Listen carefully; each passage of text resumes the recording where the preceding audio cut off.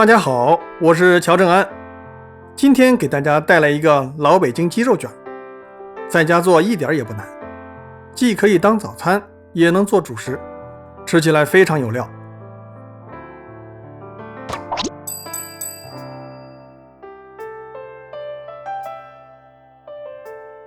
先来和面，在面粉中加入少许盐，分次加入温水，揉成光滑的面团，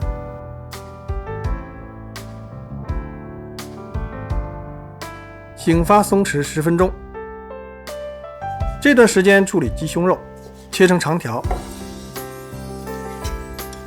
加葱姜末、料酒、生抽、奥尔良腌料，搅拌均匀，腌制半个小时。面团醒好，揉成长条，切成等大的剂子，揉成圆面团，在一面刷上油，叠上另一个面团，再擀包，这样煎好容易分离，又有韧性。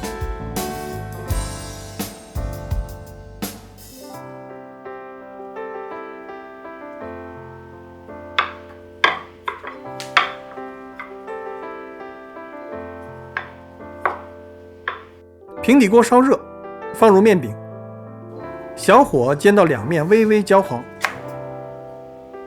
盛出，趁热撕开。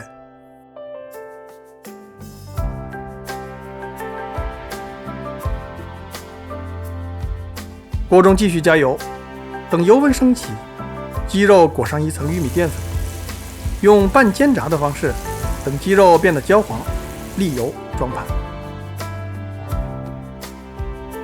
最后，我们在面饼上抹一层甜面酱，铺上生菜、黄瓜丝、葱丝、鸡肉，卷起来。当然，也可以卷上任何你喜欢的食材。切一个给大家看看，里面满满的料，太丰盛了。